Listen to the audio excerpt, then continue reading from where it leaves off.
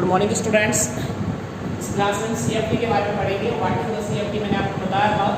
CFT का जो पूरा नाम होता है वो होता है क्रिस्टल क्षेत्र सिद्धांत। सीएफटी का पूरा नाम होता है क्रिस्टल क्षेत्र सिद्धांत। ठीक है।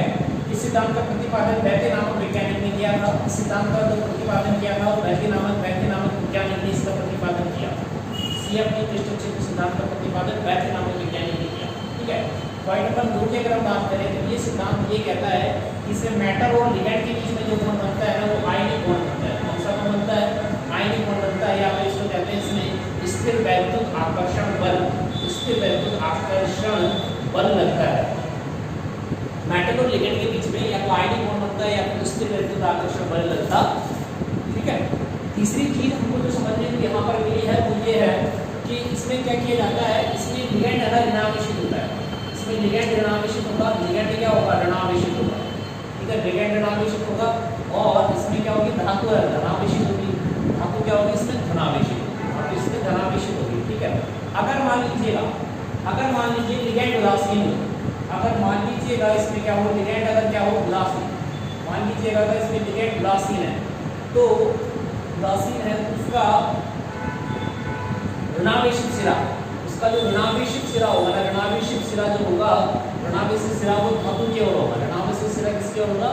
धातु की ओर होगा। क्योंकि ये सिद्धांत ये कह रहा है कि ऋणावेशित सिरा की लिगेंड ऋणावेशित होता है और धातु क्या होती है? धनावेशित होता है। और मान लीजिए अगर आपके पास लिगेंड अगर उदासीन है उसका ऋणावेशित सिरा वो किसकी ओर होगा? धातु की ओर। अगला पॉइंट अगर मैं उसकी बात करता हूँ, नेक्स्ट पॉइंट है। नेक्स्ट पॉइंट में अगर हम ये कह रहे हैं कि इसमें क्या होता है, धातु के 5 कक्षक होते हैं। कितने कक्षक होते हैं? 5। पांचों कक्षकों की ऊर्जा क्या होती है? समान होती है। इन पांचों कक्षकों की ऊर्जा समान होती है। उन कक्षकों को समभ्रंश कक्षक कहा जाता है। धातु में क्या होते हैं? 5 कक्षक होते हैं। 5 कक्षक जो होते हैं ना, पांचों कक्षकों की ऊर्जा समान होती है और इन 5 कक्षकों की ऊर्जा समान होने के कारण इन कक्षकों को समभ्रंश कक्षक कहा जाता है। ठीक है। इसके बाद में क्या है कि ये मेटल है और ये क्या है? लिगेंड है। जब लिगेंड इसकी ओर बॉन्ड बनाने के लिए जाता है तो क्या होता है? धातु के डी कक्षकों की समभ्रंशता समाप्त हो जाती है और इनका विपाटन हो जाता है। ये विपाटन होता है, इस विपाटन को कहते हैं क्रिस्टल क्षेत्र विपाटन। क्रिस्टल क्षेत्र विपाटन कहते हैं। तो आपसे पूछा जाएगा क्रिस्टल क्षेत्र विपाटन क्या होता है, तो आप क्या लिखेंगे? क्रिस्टल क्षेत्र विपाटन का मतलब होता है कि जब लिगेंड मेटल की ओर बॉन्ड बनाने के लिए अग्रसर होता है तो क्या होता है कि इसके जो डी कक्षक होते हैं इनकी समभ्रंशता समाप्त हो जाती है और इनका विपाटन हो जाता है। इस विपाटन को क्या कहा जाता है? इस विपाटन को कहते हैं क्रिस्टल क्षेत्र विपाटन। तो हमारे पास क्या है? अगला टॉपिक था हमारे पास सीएफटी का प्रतिपादन बैथे नामक वैज्ञानिक ने किया। इन्होंने बताया कि मेटल और लिगेंड के बीच में जो बॉन्ड बनेगा वो आयनिक बॉन्ड होगा या फिर स्थिर वैद्युत आकर्षण बल होगा। लिगेंड इसमें ऋणावेशित होता है और धातु इसमें धनावेशित होती है। ठीक है। इसके बाद में क्या है? लिगेंड उदासीन होगा। अगर उदासीन होगा तो उसका ऋणावेशित धातु की होगा। धातु में 5 कक्षक होते हैं। पांचों कक्षकों की ऊर्जा समान होती है और इन पांचों कक्षकों को हम समभ्रंश कक्षक कहते हैं। इन पांचों कक्षकों को समभ्रंश कक्षक कहा जाता है। मेटल और लिगेंड, लिगेंड के मेटल की ओर बॉन्ड बनाने के लिए अग्रसर होता है तो मेटल लिगेंड के मेटल की ओर बॉन्ड बनाने के लिए अग्रसर होता है। धातु के डी कक्षकों का विपाटन होता है। धातु के डी कक्षकों का विपाटन होता है। इस विपाटन को नाम दिया जाता है क्रिस्टल क्षेत्र विपाटन। अब हम यहाँ पर 2 प्रकार के विपाटन के बारे में अध्ययन करेंगे। 2 विपाटन है हमारे पास। कौन से विपाटन होते हैं उनके बारे में स्टडी करेंगे। आप अच्छे से देखो 2 विपाटन में कौन से हैं। पहला विपाटन है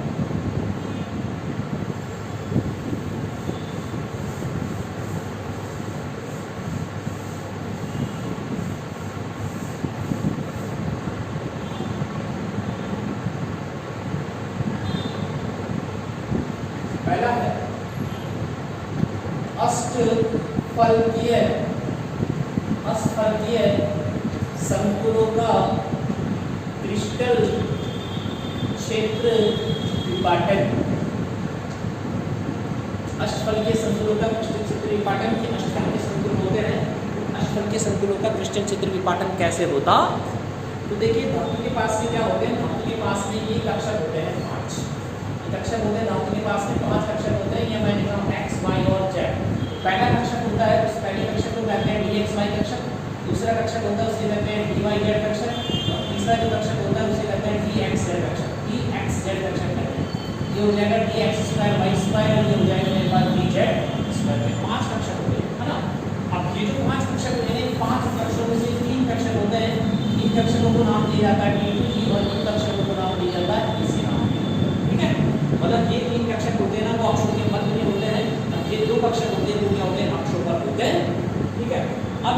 ये आपके पास मेटल है और ये आपके पास लिगेंड है, तो लिगेंड में किसी और बॉन्ड बनाने के लिए प्रेशर होगा, तब क्या स्थिति होगी? तब ये स्थिति होगी, आप यहाँ से देख सकते हैं नीचे से ऊपर किसका मान बढ़ रहा है? एनर्जी का मान बढ़ रहा है।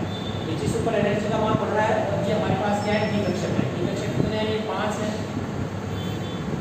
पहला जो डी कक्षक है उसे dxy कहा जाता है, दूसरे को dyz कहते हैं, तीसरे को dxz कहते हैं, चौथे को dx² y² कहते हैं और अगले को dz² कहा जाता है। ठीक है, जैसे लिगेंड इनके पास बॉन्ड बनाने के लिए आता है तो इसकी जो डी कक्षक होते हैं, डी कक्षक की ऊर्जा क्या होती है?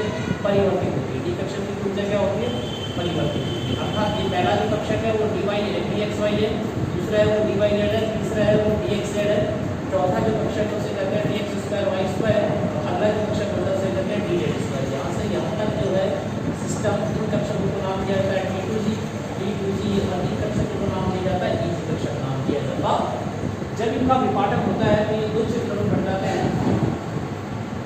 ऊपर जो दो कक्षक जाते हैं, इन दो कक्षकों को, ऊपर वाले कक्षकों को कहा जाता है EG, और नीचे जाते हैं कितने कक्षक होते हैं? 3 कक्षक होते हैं। EG के 3 कक्षक होते हैं, 3 कक्षकों को क्या कहते हैं? T2G। ऊपर वाले कक्षकों को EG कहा जाता है, नीचे वाले कक्षकों को क्या कहते हैं? T2G कक्षक कहा जाता है। T2G कक्षक कहा जाता है। ये जो सेंटर होता है इसे कहते हैं बेस सेंटर के नाम से जाना जाता है। ठीक है, यहाँ पर हम देखेंगे कि यहाँ पर इनकी ऊर्जा होती है प्लस 0.6 डेल्टा, उससे इंक्रीज हो जाती है, उनकी माइनस 0.4 से क्या हो जाती है? डिक्रीज हो जाती है डेल्टा। ठीक है, यहाँ पर इसका ऊर्जा है वो tan dq के बराबर होता है, tan dq के बराबर होता है। ये हमारे पास होता है क्रिस्टल क्षेत्र विपाटन। और इसमें क्या लिखेंगे? क्रिस्टल क्षेत्र विपाटन में ये लिखेंगे कि हमारे पास जो डी कक्षक होते हैं, हमारे पास जो क्रिस्टल क्षेत्र विपाटन में हम ये लिखेंगे अष्टफलकीय संकुलों का क्रिस्टल क्षेत्र विपाटन होता है, उसमें हमको ये लिखना पड़ेगा कि धातु में डी कक्षक होते हैं वो 5 प्रकार के होते हैं, dxy dyz और dxz। dxy dyz dxz होते हैं वो अक्षों के मध्य में स्थित होते हैं, इन कक्षकों को T2G कक्षक कहा जाता है। dx² y² और dz² होते हैं वो अक्षों पर स्थित होते हैं, इन्हें कौन से कक्षक कहा जाता है? इन्हें EG कक्षक कहा जाता है। जब मेटल है ना वो लिगेंड की ओर बंध बनाने के लिए अग्रसर होती है तो इन कक्षकों की ऊर्जा में परिवर्तित होती है और ये 2 भागों में बढ़ जाता है। एक कक्षक होता है वो उच्च ऊर्जा का होता है, उसे EG कहा जाता है। दूसरा जो कक्षक होता है उसे कहते हैं T2G। T2G कक्षक होते हैं वो अक्षों के मध्य में होते हैं, इसमें प्रतिकर्षण कम लगता है, प्रतिकर्षण कम लगने के कारण ये हो जाते हैं वो निम्न ऊर्जा के कक्षक हो जाते हैं। ठीक है, और EG कक्षक होते हैं वो उच्च ऊर्जा के होते हैं, इनमें प्रतिकर्षण अधिक लगता है और प्रतिकर्षण अधिक लगने के कारण ये कौन सी ऊर्जा के हो जाते हैं? ये कक्षक उच्च ऊर्जा के हो जाते हैं। इस प्रकार ये जो EG कक्षक होती है उनकी ऊर्जा इनकी ऊर्जा जो होती है प्लस 0.6 से इंक्रीज हो जाती है और माइनस 0.4 से क्या हो जाती है? डिक्रीज हो जाती है। ठीक है, तो ये मेरे पास tan dq के इक्वल होता है। कितने के इक्वल होता है? ये tan dq के इक्वल होता है। तो एग्जाम में आपसे जो सवाल पूछा जाएगा तो एग्जाम में सवाल ये पूछा जाएगा कि अष्टफलकीय युग्मों का क्रिस्टल क्षेत्र विपाटन होता है किस प्रकार से होता है? अष्टफलकीय युग्मों का या अष्टफलकीय संकुलों का जो क्रिस्टल क्षेत्र विपाटन होता है किस प्रकार से होता है? ये सवाल आपसे एग्जाम में पूछा जाएगा। इस डायग्राम को आपको अच्छे से याद रखना है। यहाँ से इसकी एनर्जी इंक्रीज हो रही है, ये 5 कक्षक है, ये एनर्जी इंक्रीज होती है, इसको 2 में डिवाइड कर दिया, अप एंड डाउन। ठीक है, ये अप हो गया, ये डाउन हो गया, ये सारा सिस्टम अच्छे से समझ में आ गया। आई को मेरे हिसाब से इसमें आपको कोई प्रॉब्लम नहीं चाहिए। ये जो पार्ट होता है मेरे पास होता है अष्टफलकीय संकुलों का क्रिस्टल क्षेत्र विपाटन। ठीक है, अष्टफलकीय संकुलों का क्या कहते हैं? क्रिस्टल क्षेत्र विपाटन। अब इसके एक और टॉपिक जो हम पढ़ सकते हैं वो है क्रिस्टल। अगला एक और टॉपिक हम इसमें पढ़ सकते हैं वो है क्रिस्टल क्षेत्र विपाटन ऊर्जा। क्रिस्टल क्षेत्र विपाटन ऊर्जा CFSE। CFSE को कहते हैं crystal field splitting energy, CFSE। और CFSE का मतलब होगा क्रिस्टल फील्ड स्प्लिटिंग एनर्जी। तो क्रिस्टल फील्ड स्प्लिटिंग एनर्जी का मतलब क्या होता है कि ये उच्च ऊर्जा का, ये जो कक्षक है वो उच्च ऊर्जा का, ये कौन सा है? उच्च ऊर्जा का। तो उच्च ऊर्जा का EG और निम्न ऊर्जा का कौन सा है? T2G। उच्च ऊर्जा का EG और निम्न ऊर्जा का T2G कक्षक, इन दोनों के बीच का जो ऊर्जा अंतर होता है उसे कहते हैं क्रिस्टल क्षेत्र विपाटन ऊर्जा। इसे किससे करेंगे? Delta O। आपसे सवाल पूछा जाएगा अष्टफलकीय युग्मों की या अष्टफलकीय संकुलों की क्रिस्टल क्षेत्र विपाटन ऊर्जा क्या होती है? अष्टफलकीय संकुलों की क्रिस्टल क्षेत्र विपाटन ऊर्जा क्या होती है? तो आप क्या लिखोगे? अष्टफलकीय संकुलों में उच्च ऊर्जा के कक्षक EG, अष्टफलकीय संकुलों में उच्च ऊर्जा के कक्षक EG तथा निम्न ऊर्जा के कक्षक T2G है। दोनों के बीच का जो ऊर्जा अनुपात होता है इस ऊर्जा अनुपात को क्या कहा जाता है? अष्टफलकीय युग्मों की क्रिस्टल क्षेत्र विपाटन ऊर्जा कहा जाता है। जी आपको समझ में आएगा, मेरे हिसाब से कोई प्रॉब्लम आपको नहीं चाहिए। और आगे चलते हैं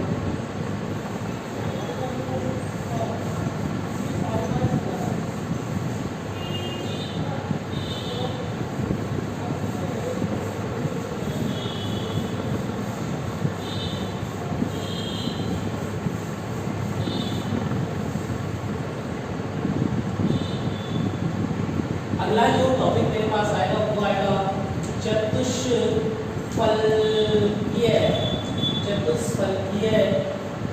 संकुलों का क्रिस्टल क्षेत्र विपाटन। चतुष्फलकीय यौगिकों का क्रिस्टल क्षेत्र विपाटन। आपको ये पता होना चाहिए कि चतुष्फलकीय यौगिकों का जो क्रिस्टल क्षेत्र विपाटन होगा वो अष्टफलकीय संकुलों का ठीक विपरीत होता है। चतुष्फलकीय यौगिकों का जो क्रिस्टल क्षेत्र विपाटन होता है वो अष्टफलकीय संकुलों के क्या होता है, ठीक विपरीत होता है। ठीक है, अब देखिए कैसे करेंगे ठीक विपरीत। तो हम यहाँ लिखेंगे कि ये नीचे से ऊपर किसका मान विपरीत हो रहा है, एनर्जी का। नीचे से ऊपर ऊर्जा का मान विपरीत हो रहा है, इसका मान हो रहा है ऊर्जा का मान। नीचे से ऊपर ऊर्जा का मान विपरीत हो रहा है। जहाँ पर आपके पास मान संरक्षण है, यहाँ ये जो आपके पास मान संरक्षण होंगे डी कक्षक होंगे। ठीक है, पहला जो कक्षक होगा उसको लिखेंगे dxy, दूसरा होगा उसको लिखेंगे dyz, तीसरा होगा उसको लिखेंगे dxz, चौथा होगा उसको लिखेंगे dx स्क्वायर y स्क्वायर, और अगला जो है उसको लिखेंगे dz स्क्वायर। और नीचे से ऊपर किसका मान बढ़ता है, नीचे से ऊपर मान बढ़ता है वैसा एनर्जी का। किसका मान बढ़ता है, एनर्जी का मान बढ़ता है। ये जो कक्षक होते हैं तीन, इन कक्षकों को कहा जाता है P2G। अब ये जो कक्षक होते हैं ये कहते हैं EC। ठीक है, अब यहाँ पर देखिए क्या होता है, यहाँ पे सिस्टम रिवर्स हो जाता है। यहाँ पर तीन कक्षक चले जाते हैं ऊपर और दो कक्षक कहाँ जाते हैं, नीचे आ जाते हैं। दो कक्षक नीचे आ जाते हैं तो तीन कक्षकों को कहते हैं P2G कक्षक और तीन कक्षकों को क्या कहते हैं, EC। ठीक है, और इन दोनों के बीच में जो अंतराल होता है उसे डेल्टा T के नाम से जाना जाता है। ठीक है, डेल्टा T के नाम से जाना जाता है। ये जो जाता है प्लस 0.4 हो जाता है और ये होता है माइनस 0.6 हो जाता है। ठीक है, ये आपके पास जो सेंटर होता है इसे कहते हैं बेरी सेंटर।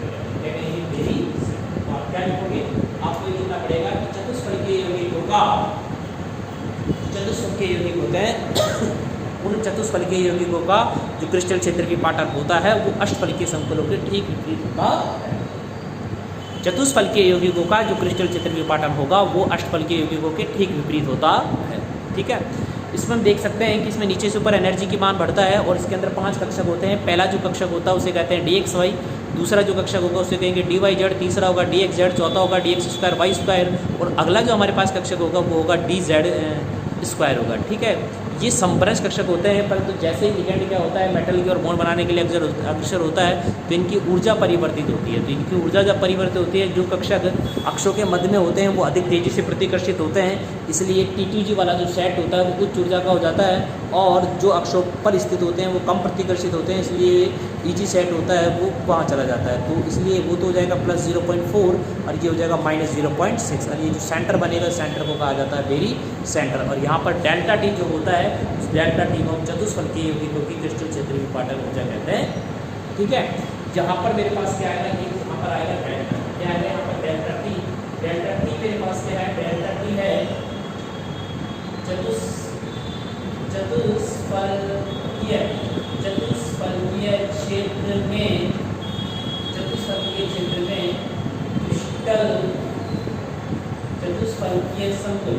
चतुष्फलकीय संकुलों की क्रिस्टल क्षेत्र विपाटन ऊर्जा। मेरे पास क्या रहेगा, चतुष्फलकीय संकुलों की क्रिस्टल क्षेत्र विपाटन ऊर्जा। ठीक है, ये मेरे हिसाब से यहाँ तक आपको चाहिए विपाटन ऊर्जा। यहाँ आपको मेरे हिसाब से चाहिए, आप इसलिए ड्रॉ कर सकते हो, वाइल एक्सप्लेन है। ठीक है, इसमें कोई प्रॉब्लम नहीं आएगी। अब हमारे रिलेशन आता है, वो जो रिलेशन होता है ये होता है कि डेल्टा T होता है वो 4.9 डेल्टा O के इक्वल होता है। डेल्टा T जो होता है ना वो इक्वल होता है 4/9 डेल्टा O के, 4/9 डेल्टा O के इक्वल होता है। कौन होता है, डेल्टा T होता है। इन दोनों में रिलेशन है, तो हम इस रिलेशन को इस तरह से लिख सकते हैं कि डेल्टा T, इस रिलेशन को इस तरह लिख सकते हैं delta T 9 delta T 4 delta O, ये दोनों में रिलेशन आ जाएगा, दोनों में रिलेशन आएगा। और इस रिलेशन के अकॉर्डिंग लिख सकते हैं कि चतुष्फलकीय क्षेत्र की क्रिस्टल क्षेत्र विपाटन ऊर्जा और अष्टफलकीय क्षेत्र की क्रिस्टल क्षेत्र विपाटन ऊर्जा में ये रिलेशन होता है। कौन सा वाला रिलेशन होता है, उस रिलेशन को मैं यहाँ लिख सकता हूँ। ये डेल्टा T बराबर होता है 4/9 डेल्टा O होगा। इन दोनों का अपन सॉल्व करेंगे तो ये मेरे पास आ जाएगा 9 डेल्टा T फर्स्ट कितना हो जाएगा 4 डेल्टा O की। ये दोनों में क्या होता है, बेस्ट रिलेशन होगा। ठीक है, यहाँ से मेरे हिसाब से आपको कोई दिक्कत नहीं होनी चाहिए।